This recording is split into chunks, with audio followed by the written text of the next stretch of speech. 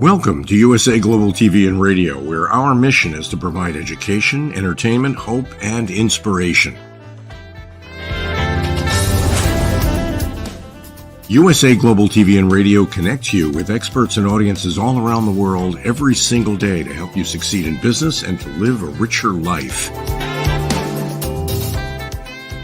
Visit us at usaglobaltv.com to learn about career and life-changing training and mentoring programs like the Listening Mentor. Subscribe to our newsletter to stay informed about our special programs and offers. Discover how you can become a guest on one of our shows or a host or producer of a USA Global TV and Radio show of your very own. That's USA Global TV and Radio, where the doctor is always in.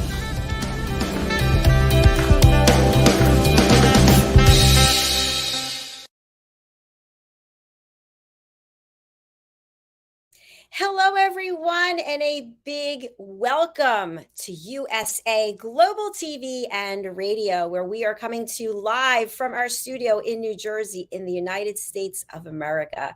I'm Dr. Jacalyn Kerbeck, and our show today is The Wise Ones, and we are welcoming Megan Nolan, who is joining us from Hawaii.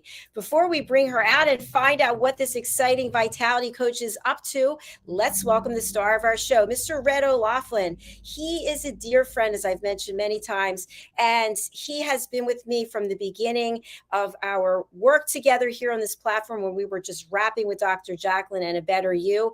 He is also my book coach. He's working with me on various genres, children's books, nonfiction, etc. He is the man to call if you're looking for a publisher. He won't be a book coach for just anyone. I'm just letting you know that. Also, he is a longevity strategist. He's one of our experts on talking heads. He's an elevated listener. He is an award-winning author himself, and he's just a really good person. Welcome to the show, Red.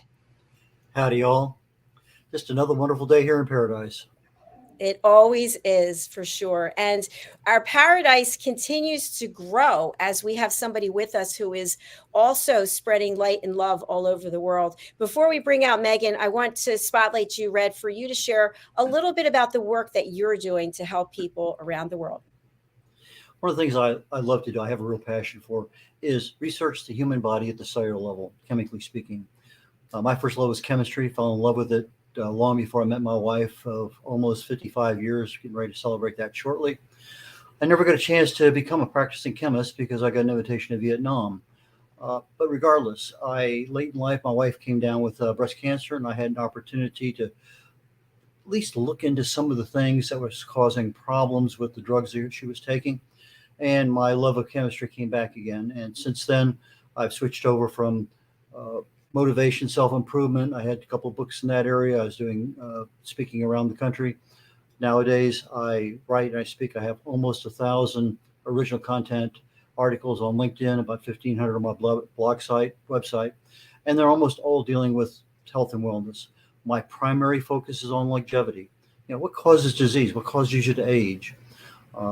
Fortunately, here on the USA Global TV and Radio Network, I have an opportunity immediately following the show to do Talking Heads. It's a show where I will be presenting information on various topics.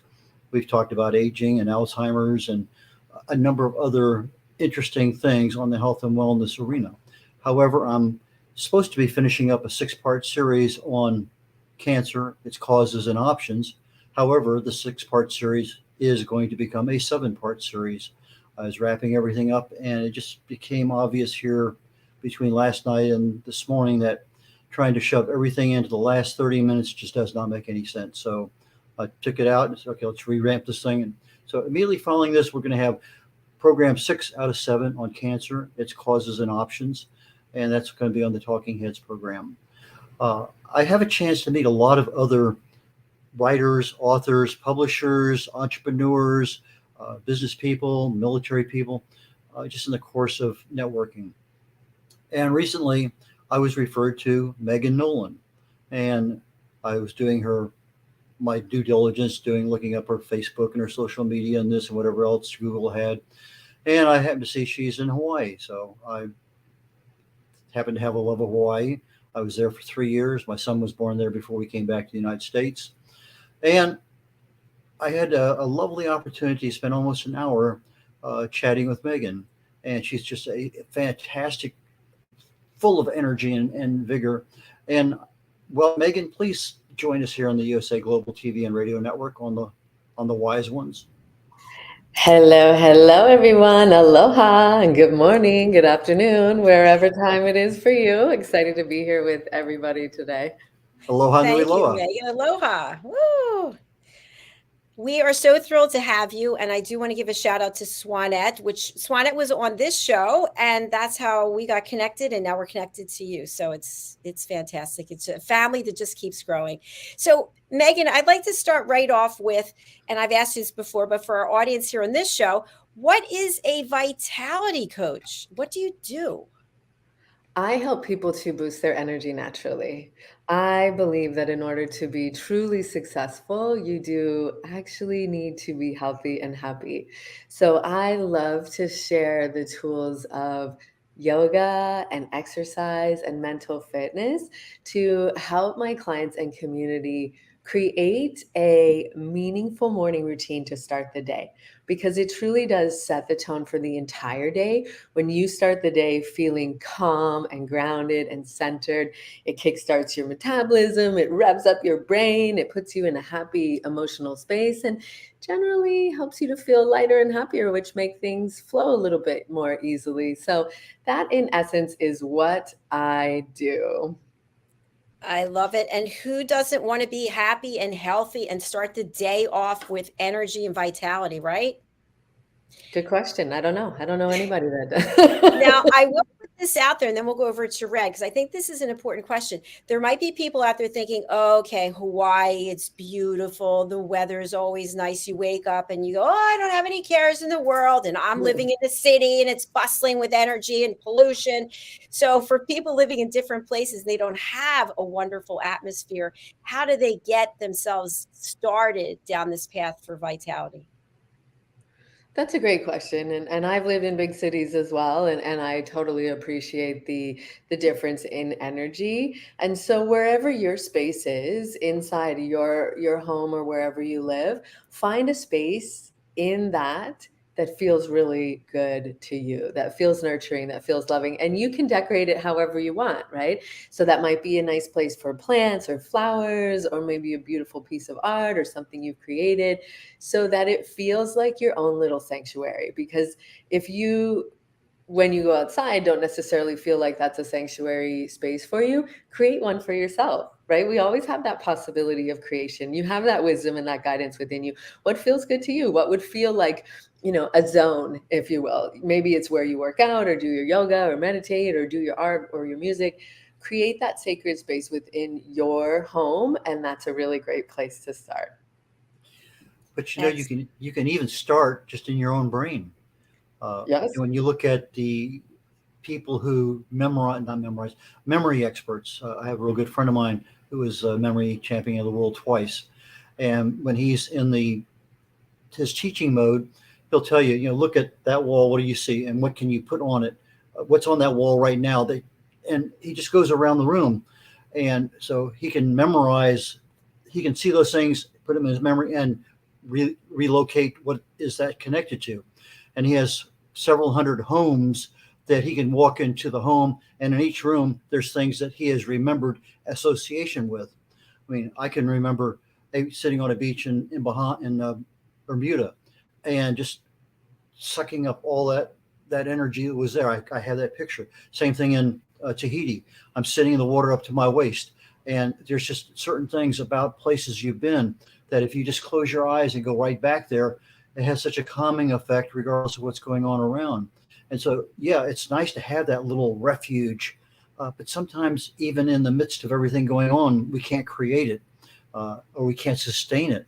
But we can always sustain what's in our brains. Just close our eyes and let it happen. I love that. And actually, a couple times a week, I teach sessions here on Maui outdoors, mainly to visitors at a really beautiful hotel. And so throughout the session, I have them take what I call a soul selfie. So we all take selfies with our phone, but what I invite them to do, and what I would invite all of you to do in those beautiful moments, like what Red was sharing, is to go inwards and almost take a little snapshot, right? And so that you have that to reference going forward in that space, whatever that is. Maybe it's not at the beach, maybe it's at a forest or watching, a loved one or whatever, but take that inner snapshot so that you have it to reference whenever you want to go back to. What is the best memory you have that is just far and away better than any of the other memories that you log into your archive up there? Oh, I love that question. I would say the first one that came to mind was one of the speaking engagements that I did, that was when I shared the virtual stage with Les Brown and Jack Canfield. And so it was at the Los Angeles Tribune's Can You Really Think and Grow Rich tour.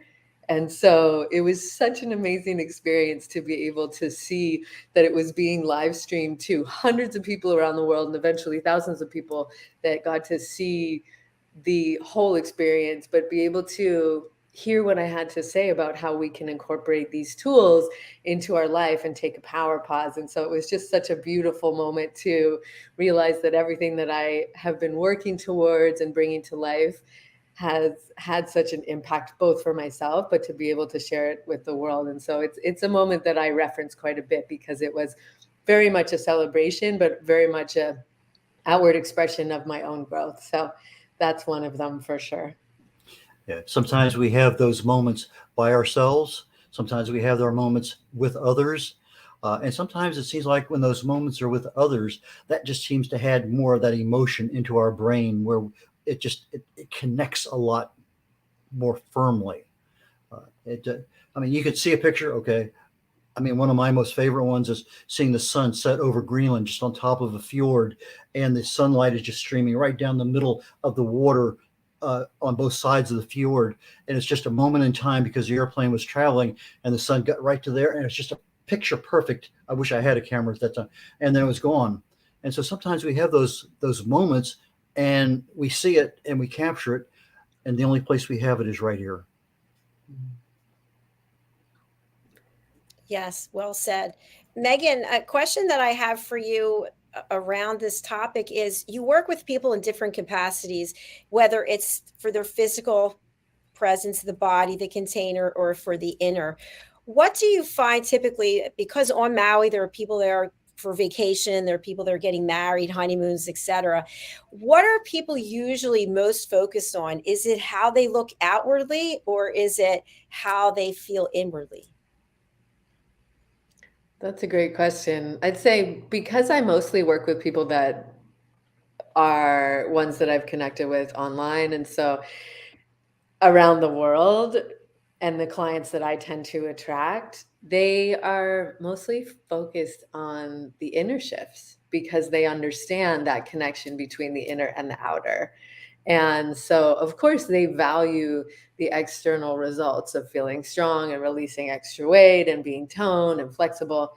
It really, truly, for the most part, comes back to how they're feeling internally, how they feel when they wake up, how they feel when they do their work throughout the day. It really is that inner shifts that lead to outer results that people come to me for. Megan, you share some background with Dr. Jacalyn and personal training and yoga and several other related areas. How did you get into personal training, into yoga and related things?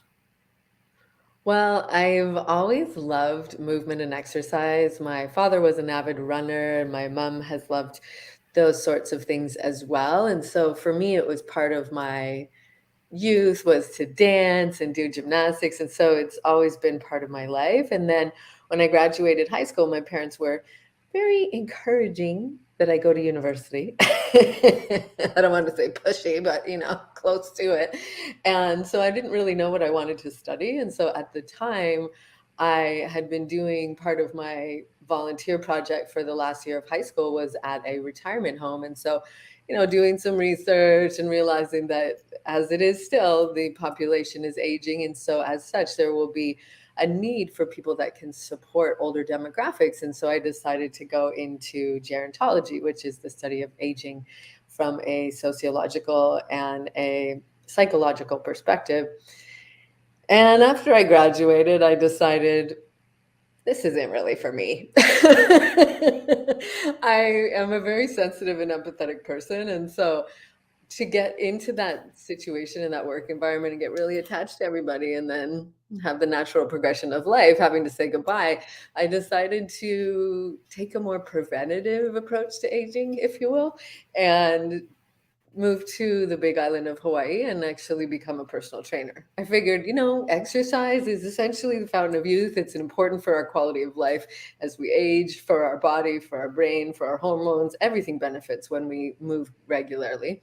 And so, stress levels, all that good stuff. And so I thought, why not take my love of exercise and use it to support people on their life journey and improve the quality of life as we age, because they fit. And so that was my jump into the personal training world. And I love working with people one-on-one and supporting them on their journey. And as Dr. Jacalyn, well, I'm sure attests to, when you work with people one-on-one, the relationship develops into more than exercise, more than personal training. You really get to know them as a friend and almost become, unlicensed, but a bit of a therapist, because you're talking about their life and giving suggestions and all of that. And so for me, it was a really fun progression, which then led to becoming a group fitness instructor, because I love to be that sort of energizer bunny, amp you up sort of person. And so that was the next step. And then I realized that in the facilities that I was working in, there was a lot of people that would train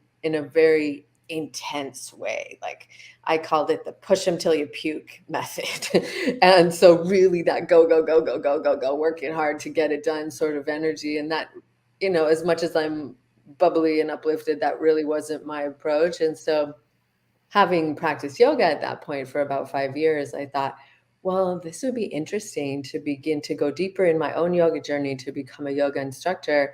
So that's when that happened. And then I realized how complementary the worlds were, because, as much as personal training and exercise is very impactful for our bones and our muscles and our brain and every hormones and all of our systems, yoga brings a beautiful complement to that by the posture awareness and the slowing down and the breath connection and the cultivation of the connection to our inner guidance, our own awareness, our higher self, the universe, God, nature. And so bringing those worlds together, because they are very complementary, really was a unique approach, as well as something that really allowed me to bring together these many different loves that I have.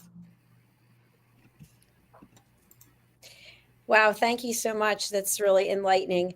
And I wanted to ask you something about what you just shared, because having been a trainer myself, as you know, I'm highly aware of different training methodologies, I should say. So I noticed something the other day, and I just wanted your thoughts on this, because you do get close to people and it is like a therapy session. So I was witnessing someone training someone else, and the client was giving a lot of personal information. I was the only other person there. I was like, well, I really don't want to have to jump rope faster. I really don't want to hear all this. But the trainer wasn't training as much as she was talking. So I'm wondering, where does that line exist? Maybe that client needed someone to listen. And yet at the same time, if this happens on a regular basis, somebody might say, wow, you've had a lot of personal training. I don't really see any difference. People make judgments all the time. So how do you keep that line between listening and at the same time coaching, encouraging?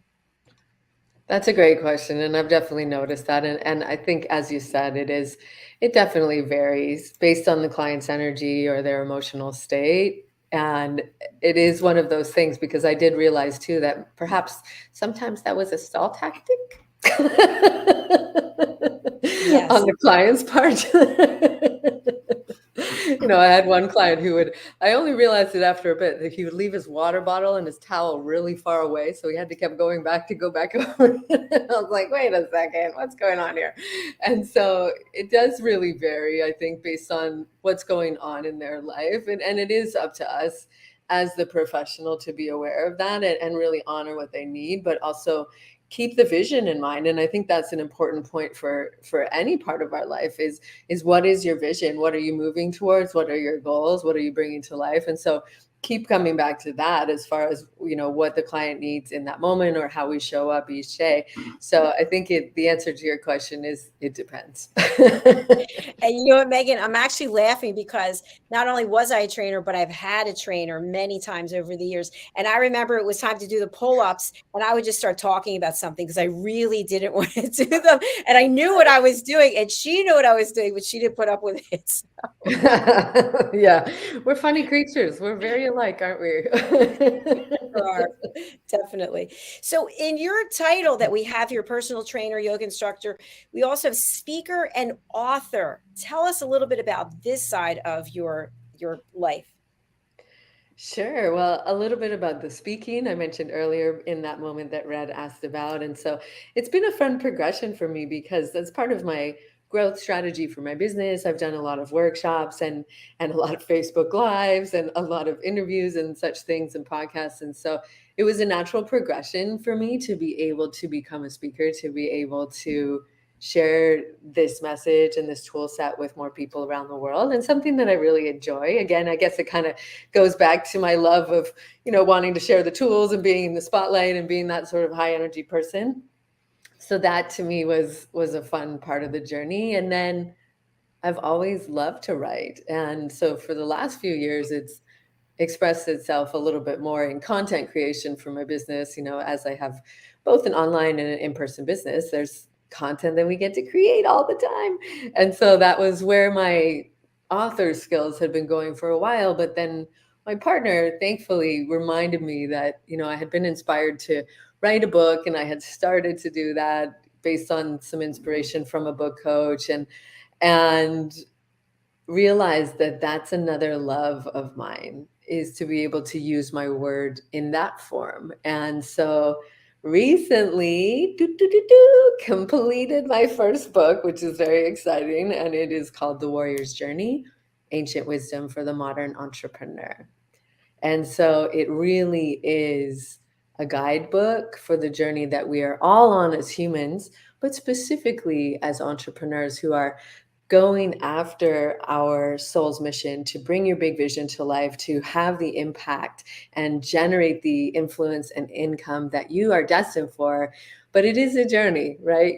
Despite what we see on social media, not everybody's laptop turns into an ATM after you create an online course.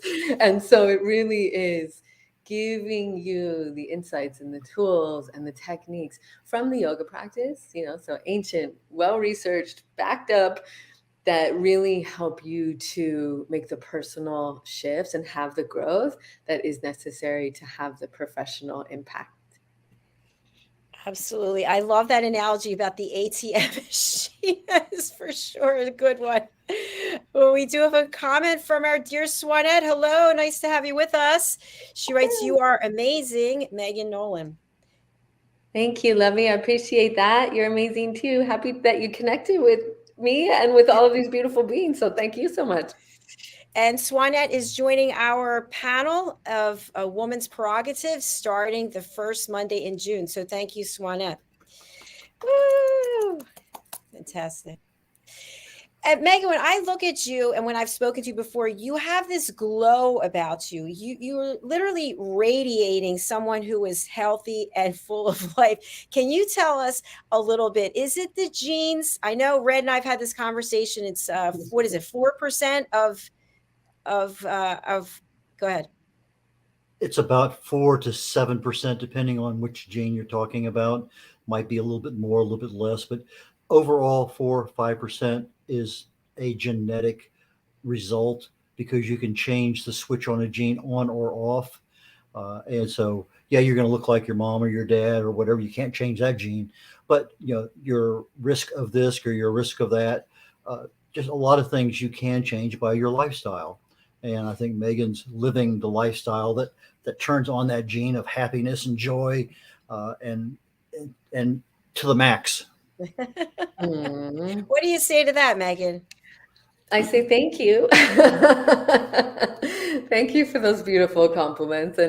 And I will also say that it's intentional. It's absolutely intentional. And I have not always felt this vibrant and radiant. And I know that it takes showing up for ourselves and having the consistency in your routines and your decisions and your habits to feel and see the results. And so that's true for me as well. There's definitely been times when I've been in emotional seasons of my life when I've been feeling a lot of anxiety or sadness, and I definitely didn't feel radiant. And as such, I didn't exercise, I didn't do yoga, I was eating junky food, barely drinking water, mostly just caffeination, which I still love. I'm not, not knocking the coffee. I love it too. But it really is accumulation of choices. And for me, the most foundational choice is the way that I start the day. Because admittedly, even today, because I'm in the process of publishing the book, there's a lot of moving parts. And because my time zone, when I wake up, other people have been awake for 6 hours. So there's a lot going on. So sometimes I break my own rule and I go right to my email and I check my email, and it changes the tone of the day. It really does, because then I go right into the, okay, this is happening, in that frantic, frazzled state of being.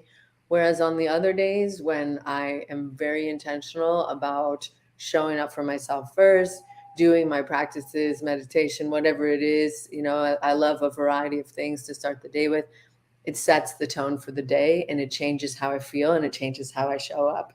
And so, to answer your question, yes, I do believe that, of course, there is beautiful benefits from my family and my ancestors, but a lot of it has been the way I've decided to show up for myself and the inner work that I've been doing. And yes, I think when it comes to, the outer results, turning yourself upside down throughout the day, like we do in the yoga practice, because you're flushing everything with nice fresh blood and oxygen and lymph and all that good stuff. And so there is a correlation between doing inversions and having a vibrancy throughout our body. So an inversion doesn't have to be anything crazy like, some sort of convoluted headstand that you may see on social media, but as simple as, doing a forward fold or laying down on the ground with your legs up the wall, which is called legs up the wall.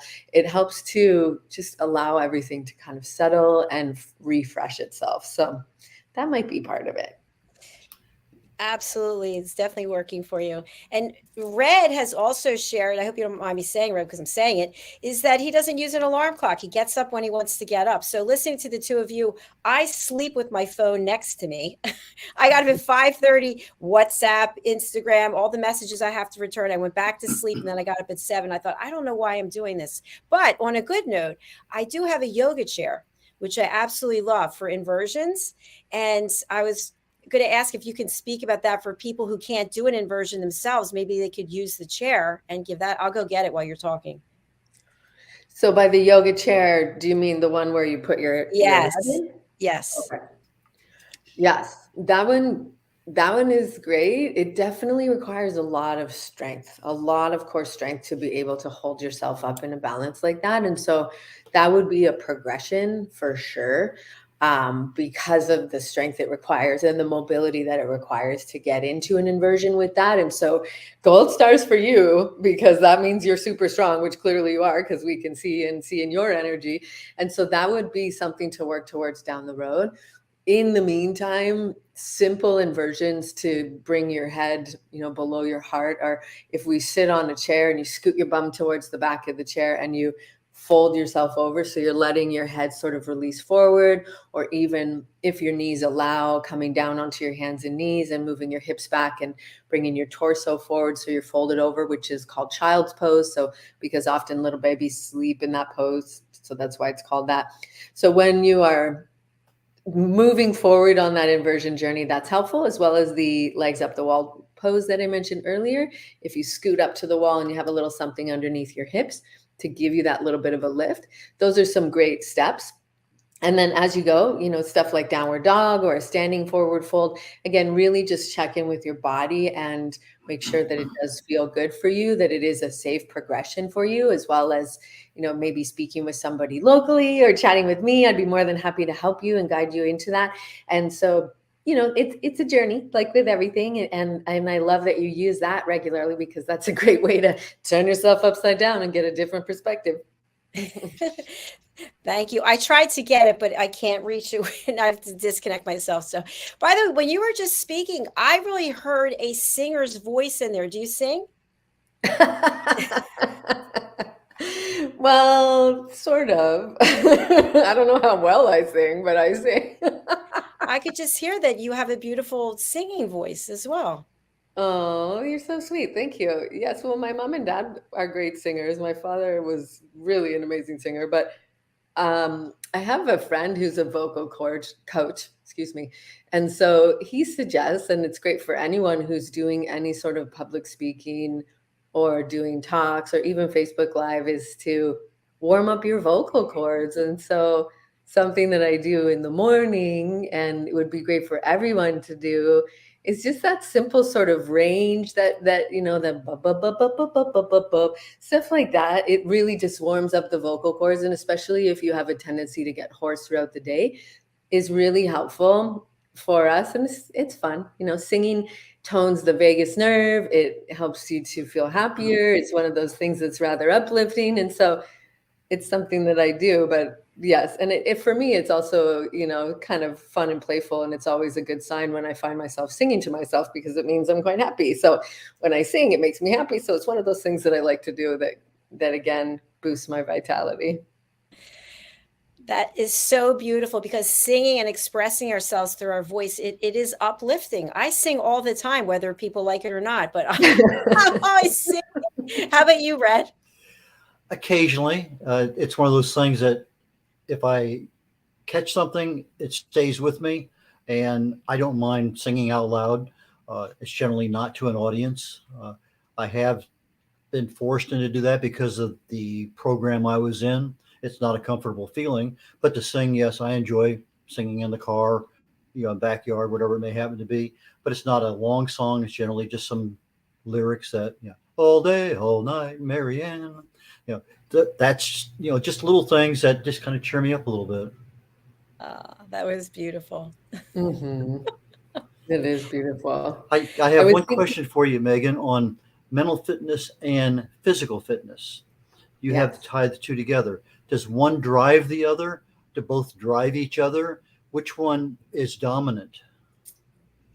Great question. They do feed each other. So physical fitness, we are familiar with, right? And that's a lot of what I do with personal training and yoga. And that's helping your body to stay strong and healthy and energized. And so mental fitness is actually a really incredible framework that was developed by a researcher from Stanford. His name is Shirzad Chamine.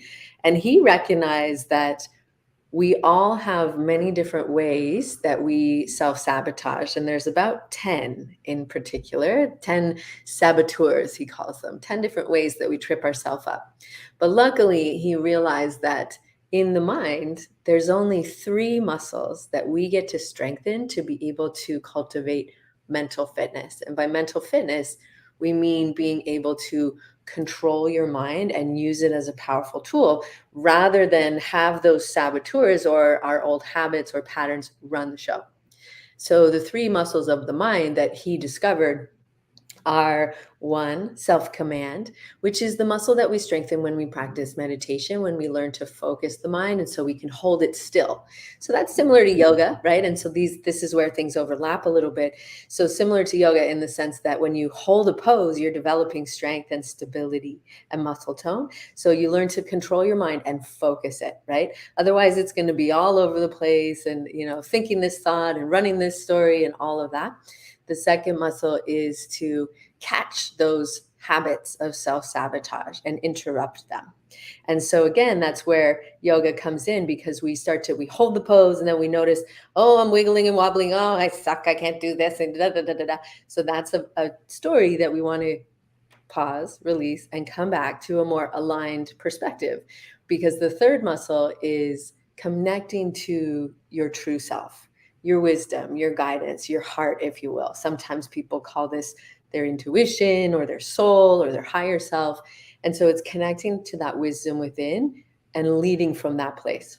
So what we do is strengthen those muscles of the mind using the tools of the yoga practice. And cool is that the yogis have been doing this work for thousands of years, and science is now starting to really validate and understand it at a different level, so that you can bring your mind back to the present moment, which is mindfulness, right? And so all of these different wisdom traditions really intersect and overlap, because what we're also doing is, when we're in those states of sabotage or that running wild state of, oh, I'm never going to figure this out, or I can't do this, I'm not cut out for this, all of those stories that keep us stuck and struggling, we're actually in a different part of our brain called the amygdala, because we're in stress.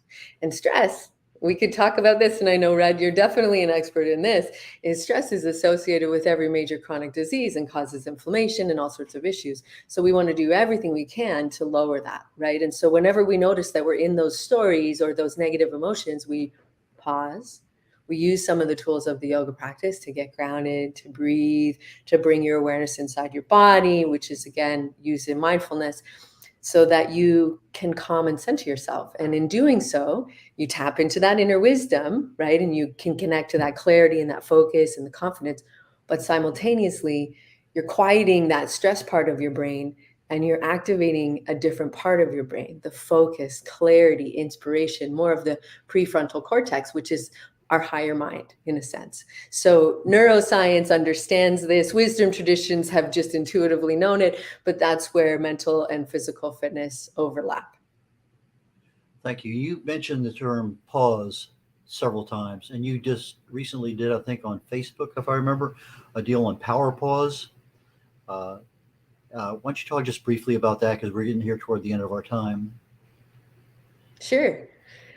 I believe, and everything that I just said explains this as well, is that it's very important for us to pause, because life is busy. Your brain is busy. We're in that go, go, go, go, go, go, go pretty much all the time, unless we intentionally take breaks.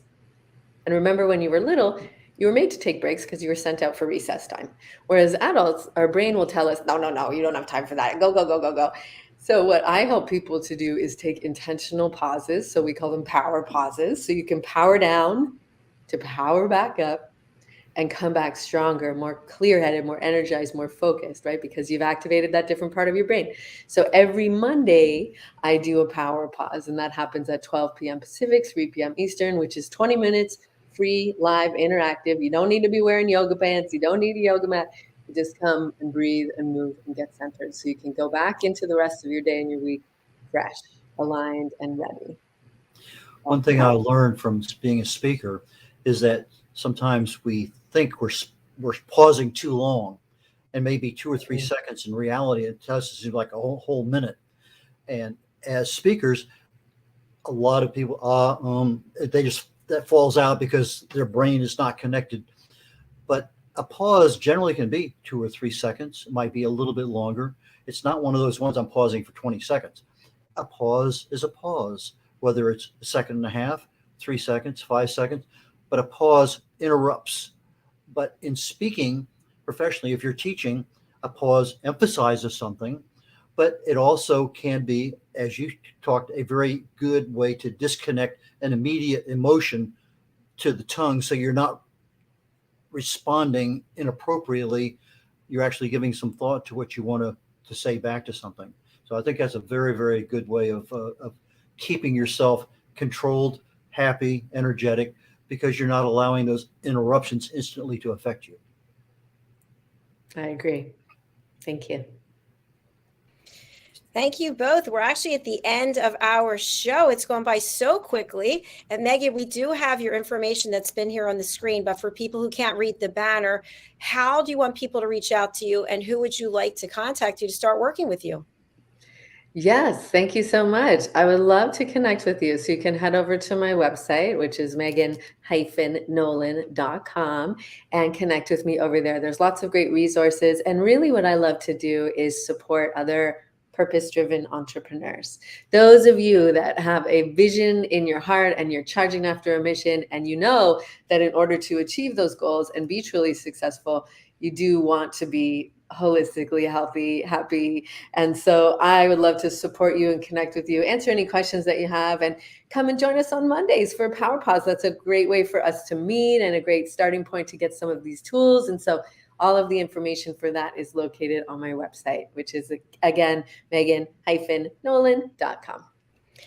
And for those Thank people on the you. radio audience, that's MEGAN, Megan, MEGAN -Nolan, NOLAN. .com. Yes, thank you. I appreciate you doing that. Thank you, Megan. Red, how about you? How can people get in touch with you? Best way is by phone or by email. Those are my two primary ways of contact. My website has both those in the banner, red.olaughlin.com. It's red like the color, red.olaughlin, OLA. No, it's not. Sorry about that. It's red O'Laughlin. No dot. One of my emails is red.olaughlin, but red.olaughlin.com. So REDOLAUGHLIN.